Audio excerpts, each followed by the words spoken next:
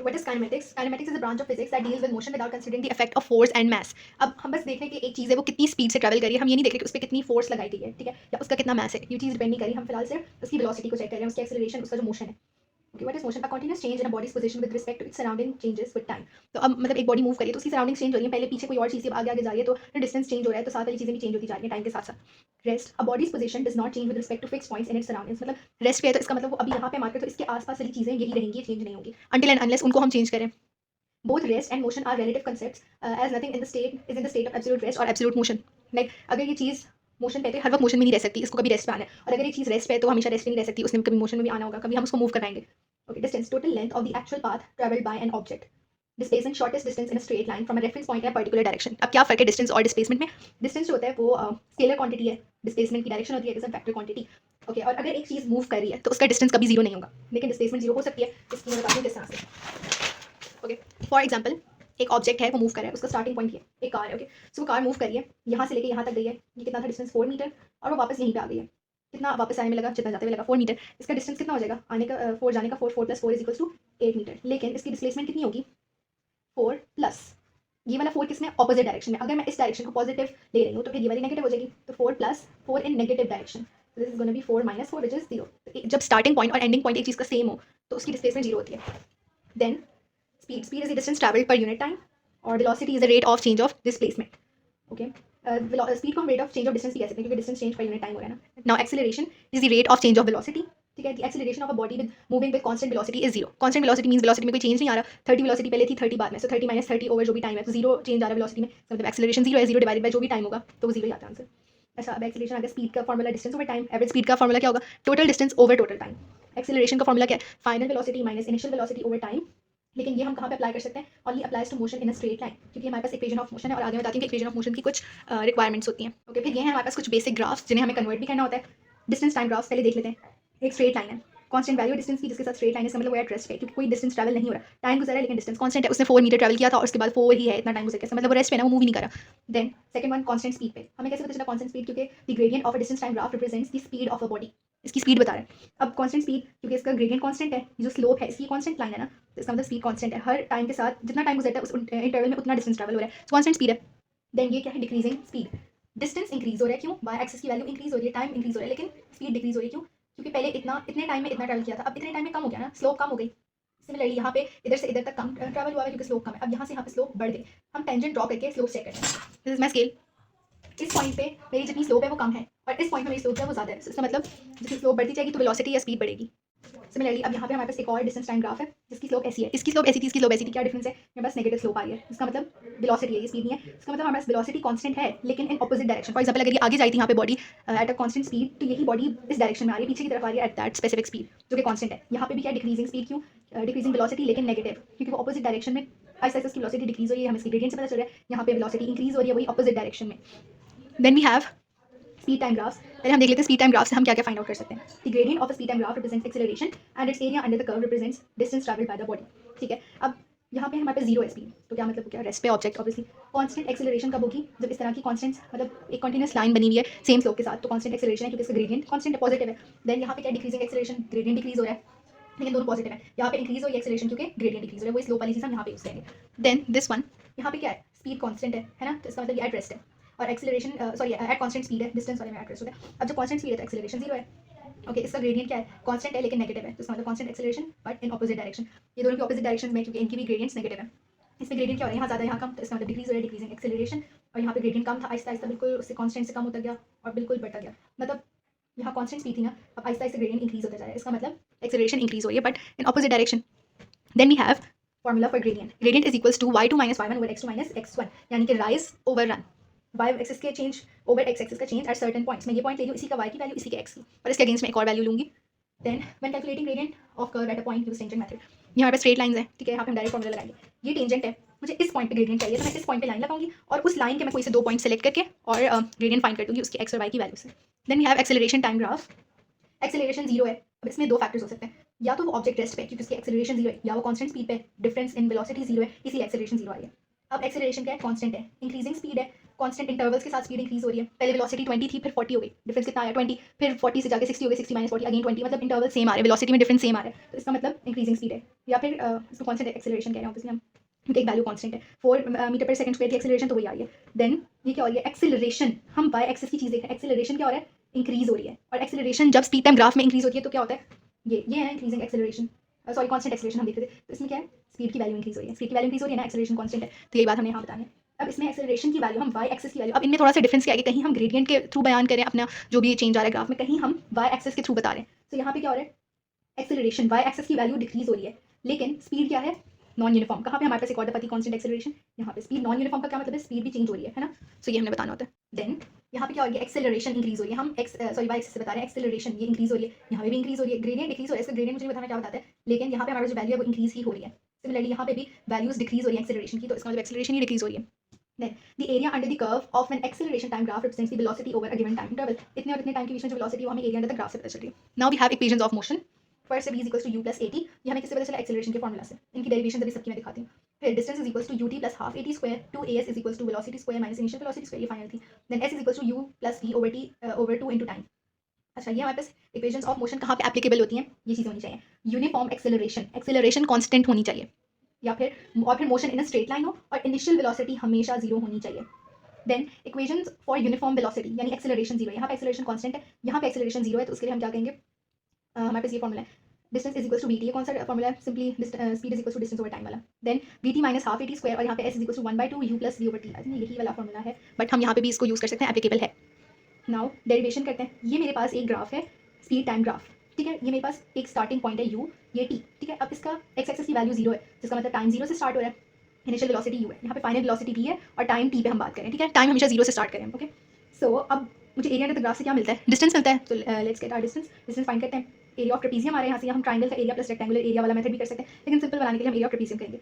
Half into length of parallel sides का सम multiply by time, time क्या है, parallel sides क्या है, ये दो साइड्स हैं, ओके। सो हमारे पास पैरेलल साइड पहली वी है, ये देखिए half into u plus v, ये वाली दो साइड्स हो गई, इंटू टाइम, तो हमारे पास ये एक इक्वेशन ऑफ मोशन आ गई, कौन सी वाली, ये वाली एक इक्वेशन आ गई। Now let's find the rest. अच्छा, फिर मैं क्या कर सकती हूँ, अच्छा अब मैं ग्रेडियंट फाइंड करती हूँ। ग्रेडियंट मुझे क्या देगा, वेलोसिटी टाइम ग्राफ का ग्रेडियंट मुझे मिलेगी एक्सेलरेशन, है ना। So acceleration is equals to y axis में change v minus u over x axis में चेंज t माइनस जीरो। सो मुझे क्या मिल गया, a t is equals to v minus u, यानी u plus a t is equals to v. ये वो मेरे पास एक और इक्वेशन ऑफ मोशन आ गई। अब तीसरी इक्वेशन ऑफ मोशन के लिए मैं सब्स्टिट्यूशन यूज़ करूँगी। मुझे v की वैल्यू क्या मिली, u प्लस ए टी। अब मेरे पास ये जो हमारे पास आया था formula s is equals to half u plus v by u plus v into t, मैं उसमें v की जगह पे सब्स्टिट्यूट कर दूंगी u प्लस ए टी, इनको मैं सॉल्व करूंगी एलसीएम लेके व्हाटसोएवर, और मुझे फाइनली डिस्टेंस की ये इक्वेशन मिल जाएगी, u t plus half A T square which is another equation of motion. अब हम लास्ट वाली फाइंड करते हैं। अच्छा, इससे मैंने क्या करना है कि जो मेरी फर्स्ट इक्वेशन ऑफ मोशन आई है एक्सेलरेशन वाला, इससे मैं टाइम को सब्जेक्ट बनाऊंगी, ठीक है, और उसको सब्स्टिट्यूट करूंगी third equation of motion. Third equation of motion कौन सी थी, u t plus half A T square, ठीक है, तो मैंने सब्स्टिट्यूट किया और मुझे उससे ये मिल गया। अब हम जब एल्जेब्रिक आइडेंटिटीज पढ़ते हैं, u plus v into v minus u, जब हमारे पास आइडेंटिटी क्या है, a square minus b square equals to a plus b into a minus b, तो हम इसको रिवर्स कर देंगे। अब हमें a plus b into a minus b दिया हुआ है ना, तो हम इसको रिवर्स करके क्या कर देंगे, v square minus u square which is equals to v plus u into v minus u, है ना। मेरे पास फोर्थ इक्वेशन ऑफ मोशन आ गई। अब मेरे पास क्या रिजल्ट्स आ गए, ये अब मैं इनके रिलेशन चेक करती हूँ। फर्स्ट इक्वेशन ऑफ मोशन से मुझे क्या पता चल रहा है कि वेलोसिटी और टाइम डायरेक्टली प्रोपोर्शनल है, और इनका रिलेशन क्या आगे डायरेक्टली प्रोपोर्शनल जो चीज़ होती है उनका ये रिलेशन होता है, v1 over v2 equals to t1 over t2 कह सकते हो, या v1 over t1 is equals to v2 over t2, ठीक है। सेकंडली इससे मेरे पास रिलेशन आ रहा है बाकी चीज़ों को कांस्टेंट रखते हुए, इस distance is directly related with t का स्क्वायर, इससे भी डायरेक्टली हो गया, तो फिर वही वाला रिलेशन आ जाएगा। s यहाँ पे डिस्टेंस है, s1 over t1 square is equals to s2 over t2 square. Third वाली इक्वेशन है 2as is equals to v square minus u square, तो इससे मेरे पास क्या रिलेशन आएगा कि distance is directly proportional to v का स्क्वायर, वेलोसिटी का स्क्वायर। तो अब मैं उससे एक और रिलेशन फाइंड कर लेती हूँ कि s1 over t1 square is equals to s2 over v2 square. Free fall is the motion under the influence of gravitational force only. हम बात कर रहे थे कि हम मोशन के अंदर फोर्सेस को इग्नोर करें, लेकिन ये जो फ्री फॉल है इसमें हमारे पास सिर्फ हम वेट के कंपोनेंट को देख रहे हैं, क्योंकि हम ग्रेविटेशनल फोर्स देख रहे हैं, ग्रेविटी की वजह से जो फ्री फॉल बॉडी की गिरने पे इफेक्ट आ रहा है। अच्छा, a ball drop from rest on earth, तो इसकी एक्सेलरेशन क्या होगी, कांस्टेंट रहेगी, और एक्सेलरेशन ऑफ फ्री फॉल क्या होगी, वही जो ग्रेविटी है 9.81। इसकी वेलोसिटी क्या होगी, वेलोसिटी कांस्टेंट इंक्रीज आएगा, क्यों, ताकि इसकी एक्सेलरेशन कांस्टेंट हो जाए। अब इस ये जो ग्रेडियंट है, ग्रेडियंट क्या होगा 9.81, क्योंकि वेलोसिटी टाइम ग्राफ का ग्रेडियंट हमें एक्सेलरेशन देता है। देन डिस्टेंस में इंक्रीज आना चाहिए, क्यों, क्योंकि हर पॉइंट पे इंक्रीज आएगा तभी तो हमारे पास हर पॉइंट पे ग्रेडियंट सेम होगा। हम जब इनकी वो बनाएंगे, जब डिफरेंट पॉइंट्स पे हम ग्रेडियंट लेंगे, उसके लिए ग्राफ प्लॉट करेंगे, तो एक इंक्रीज आ रहा होगा वैल्यूज में, जिससे हमें वेलोसिटी टाइम ग्राफ इस टाइप का मिलेगा, और जब कांस्टेंट इंक्रीज आ रहा होगा तो एक्सेलरेशन कांस्टेंट हो जाएगी। Then height from the ground, अब वो ऊपर से ड्रॉप फ्रॉम रेस्ट, ऊपर से फेंकी है नीचे, तो obviously height from the ground decrease होती जा रही है ना, क्योंकि फ्रॉम रेस्ट ऑन अर्थ, ऊपर से नीचे फेंका है, इसका मतलब ऊपर से हाइट डिक्रीज होती जा रही है, पहले इतनी हाइट पे था, ऐसे ऐसे डिक्रीज होती जा रही है. What is this? अच्छा, weight will be the only force acting on the object in free fall, therefore it will have an acceleration equal to the gravitational field strength. ये वाली बात हो गई. और ये किस तरह हमें पता चला? हम इसकी डेरिवेशन देख लेते हैं. F is equal to ma, force क्या है, वेट है, तो हम mg लिख सकते हैं. mg is equal to ma, mass cancel out हो गया, और acceleration of free fall is equal to gravity. अच्छा, सेकंड टाइप चेक करते हैं. अ बॉल थ्रोन अपवर्ड्स, ये डाउनवर्ड्स था, upwards with initial velocity u. ठीक है, अब अपवर्ड्स से फेंका है तो इसका मतलब ग्रेविटेशनल फोर्स कब एक्ट करती है? डाउनवर्ड्स एक्ट करिए. ठीक है, अब अपवर्ड्स फेंका है तो ग्रेविटेशनल फोर्स नेगेटिव हो जाएगी, so acceleration of free fall will be negative 9.81. इसकी वेलोसिटी क्या हो रही है? डिक्रीज, नेगेटिव हो जाएगी ग्रेडियंट इस वजह से. सिमिलरली जो डिस्टेंस है वो ग्रेजुअली डिक्रीज करना स्टार्ट हो गया. ऊपर फेंका ना, शुरू में स्पीड ज़्यादा होती है, आहिस्ता आहिस्ता ऊपर जाते जाते डिक्रीज होती है at a certain point where it become zero, वो मैक्सिमम पॉइंट होता है. और height from the ground, ground से फेंके तो height from the ground increase होती जा रही है ना, क्योंकि नीचे जीरो थी, आहिस्ता आहिस्ता ग्राउंड के साथ कंपेयर करें हाइट बढ़ती जा रही है. This is the graph. अच्छा, the ball decelerates constantly at negative 9.81 metre पर सेकंड स्क्वायर, क्योंकि एक्सेलरेशन डाउनवर्ड्स है, एक्ट करती है, लेकिन ये अपवर्ड्स जा रहा है until the ball reaches its maximum height where the velocity becomes zero. ठीक है, अब ball thrown upwards which fall then falls down. अच्छा, पहले हमने किस मोशन को कवर किया? जो नीचे आ रहा है, फिर ऊपर जा रहा है. अब पहले ऊपर जाता है, फिर नीचे आता है. सो फॉर दैट हमें क्या करना है? हम पॉइंट्स पढ़ लेते हैं ताकि क्वेश्चन सॉल्व करना ईजी हो जाए. Calculate the height it will cover above the ground, find the time to reach the highest point, maximum height के लिए कितना टाइम लग रहा है, find the velocity of the ball when returning back. अच्छा, क्योंकि वो सेम है उस टाइम वेलोसिटी के लिए जो डिफरेंट पॉइंट्स थे. Calculate the time taken for complete journey. ठीक है, उसको हम मल्टीप्लाई कर देंगे 2 से ताकि हमें टोटल टाइम मिल जाए, क्योंकि ऊपर की जर्नी का जो टाइम है वो नीचे की जर्नी का टाइम है. Then find the velocity of ball as it hits the ground, जो उसकी बिल्कुल ग्राउंड को हिट करने से पहले जो हमारी फाइनल वेलोसिटी है वो फाइंड करनी है. Calculate the displacement for whole journey by either using the equations of motion और drawing a graph. Direction matter. अगर मैं पूरा ग्राफ ड्रॉ करी तो उसका अंदर का जो एरिया अंडर द ग्राफ है वो पूरा मैटर करता है. यहाँ मैं डिस्प्लेसमेंट कैसे फाइंड कर सकती हूँ? वो जीरो ही होगी ऑब्वियसली, अप पॉइंट से डाउन पॉइंट पे जा रहा है, सेम डिस्टेंस कवर हो रहा है दोनों डायरेक्शन में, ऐसे और ऐसे, तो वो जीरो हो गया. पॉजिटिव और नेगेटिव सेम है, स्टार्टिंग पॉइंट और एंडिंग पॉइंट सेम है. Find the distance for whole journey, directions do not matter. ये सारे पॉइंट्स हुए हैं जो क्वेश्चन में पूछे जा सकते हैं, और इसके लिए हम क्या यूज करते हैं? Equations of motion. क्यों? क्योंकि acceleration is constant at 9.81 metre पर स्क्वायर सेकंड स्क्वायर. अच्छा, फिर ये हमारे पास इसके ग्राफ्स हैं. डिस्प्लेसमेंट, यहाँ पे हम डिस्प्लेसमेंट की बात करेंगे. डिस्प्लेसमेंट क्या हो रही है? ये एक्स पॉइंट क्या है हमारे पास? Where maximum height was approached. ठीक है, एक्स क्या हो रही है? यहाँ पे यहाँ तक का ये सबसे पहले डिस्प्लेसमेंट इंक्रीज हुई, डिस्टेंस कवर इंक्रीज हो रही है, क्योंकि फिर वो डिक्रीज होना शुरू हुई क्योंकि वो नीचे. और कहाँ पे जीरो हुई है? जीरो उस पॉइंट पे हुई है जहाँ पे वो वापस आना शुरू हुआ है, and then it became negative as it came down. यहाँ पे क्या हो रहा है? वेलोसिटी पहले डिक्रीज हुई क्योंकि वो ऊपर जा रहा है, ऐसे शुरू में बिल्कुल स्टार्टिंग पॉइंट पे जहाँ वो उसे फेंका है वहाँ मैक्सिमम थी, एक्स पे आके जीरो हो गई, और यहाँ के नेगेटिव हो गए, नेगेटिव और इंक्रीज हो रहा है. और यहाँ पे क्या हो रहा है? एक्सेलरेशन कांस्टेंट है, नेगेटिव एट 9.81 मीटर पर सेकंड, और बाद में वो पॉजिटिव भी हो जाती है, लेकिन फिलहाल ऊपर जाते हुए तो नेगेटिव है. Okay, note, in order to find the velocity of object at a specific height. ठीक है, the formula v is equals to √2gh में also be use, but it depends upon the scenario sometimes. तो ये हमने formula कैसे derive किया है? GPE is equals to ke से.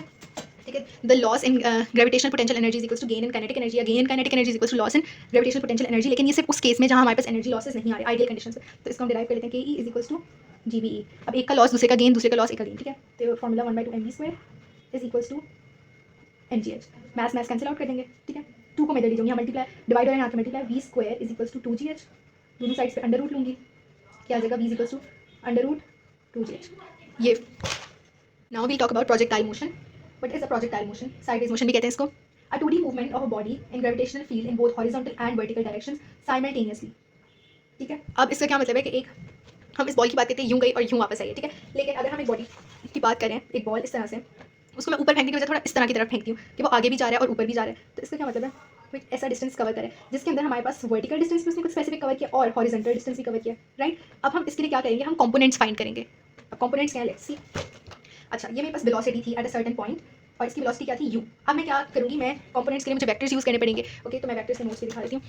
Note the air resistance is assumed to be absent while solving projectile motion questions. Only force that acts is weight which is downwards. तो इसके अंदर हम क्या करते हैं? Let me tell you.